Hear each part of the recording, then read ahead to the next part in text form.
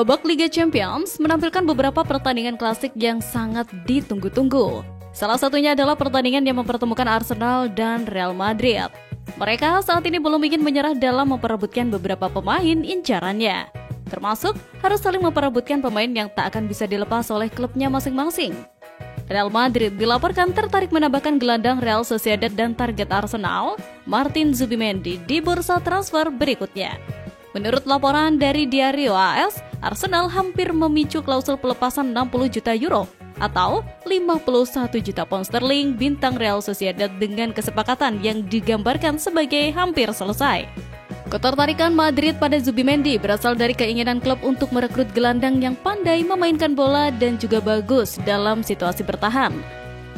Meskipun Los Blancos belum yakin untuk mengeluarkan 60 juta euro untuk gelandang tersebut, Dewan Klub dilaporkan bersikukuh ingin melihat Spanyolisasi tim setelah kehilangan personel kunci seperti Marco Asensio, Joselu, dan Nacho, semuanya orang Spanyol dalam beberapa tahun terakhir. Arsenal pasti akan memasuki bursa transfer untuk merekrut pemain baru di musim panas. Dengan dua gelandang mereka, Jorginho dan Thomas Partey akan habis kontraknya akhir musim ini.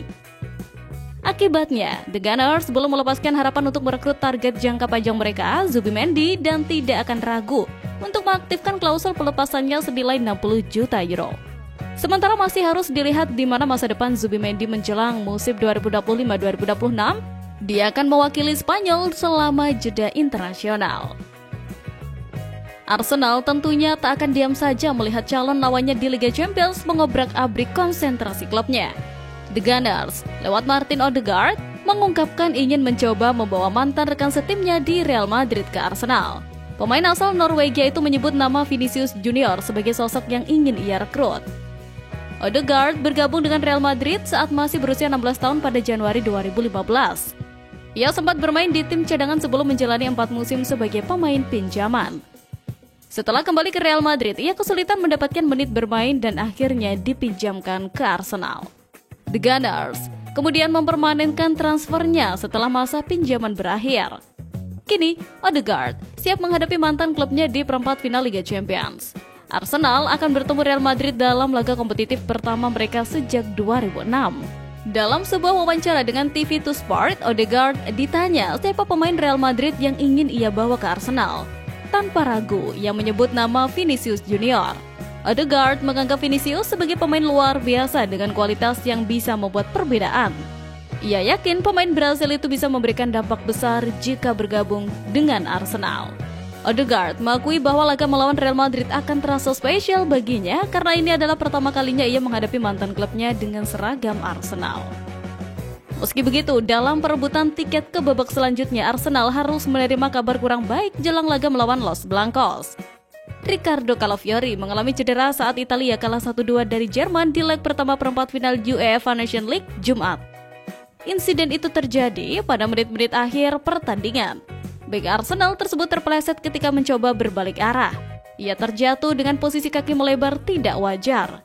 Calafiori langsung mendapatkan perawatan medis di lapangan. Ia sempat kembali berdiri hingga peluit akhir berbunyi.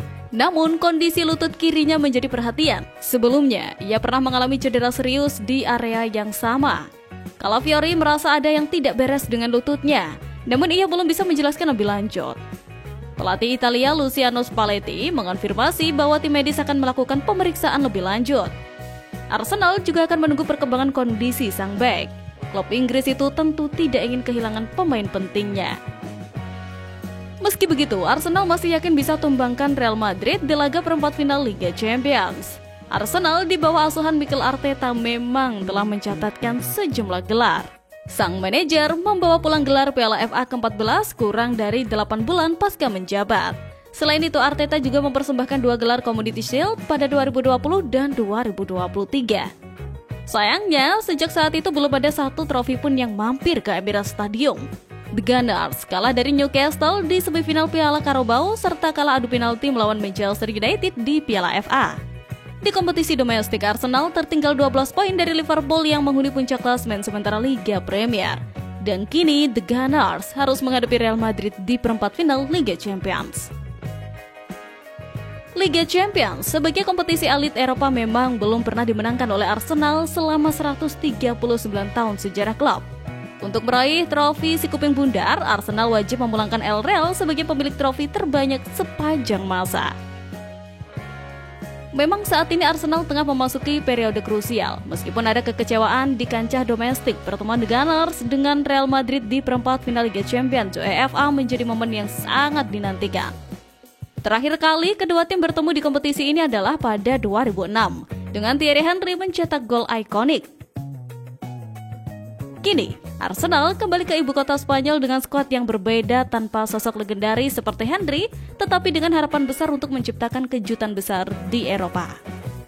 Kiper Arsenal, David Raya akan menghadapi ujian terbesar musim ini dengan ancaman dari Kylian Mbappe dan kawan-kawan.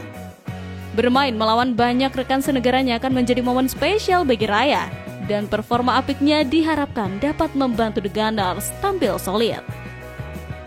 William Saliba dan Gabriel Magalhaes hampir pasti menjadi pilihan utama Mikel Arteta di lini belakang. Laga ini akan menjadi ujian terbesar bagi keduanya sebagai pasangan bek tengah, terutama bagi Saliba yang mungkin ingin menarik perhatian tim lawan yang diketahui tertarik padanya. Lewis Kelly dan Ricardo Calafiori tampil mengesankan musim ini, tetapi jika sepenuhnya fit, Ben White di sisi kanan dan Jurrien Timber di sisi kiri bisa menjadi kombinasi terbaik. Formasi ini menawarkan keamanan defensif yang optimal sekaligus menjaga keseimbangan tim.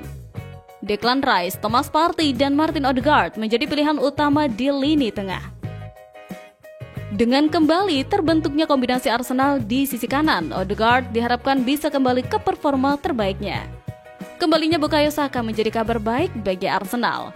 Sang pemain sayap andalan telah menargetkan pertandingan ini dalam pemulihannya dan ingin berada dalam kondisi terbaik saat menghadapi Madrid. Di sisi kiri, Gabriel Martinelli akan memberikan kecepatan yang diperlukan dalam serangan balik. Sementara itu, posisi penyerang tengah menjadi perdebatan, tetapi pilihan mengejutkan jatuh pada Ethan Nwaneri. Nwaneri telah menunjukkan ketajamannya musim ini dan terus tampil luar biasa dalam momen-momen penting. Dengan strategi ini, Arsenal berharap bisa mengukir sejarah dan menantang dominasi Real Madrid di Liga Champions.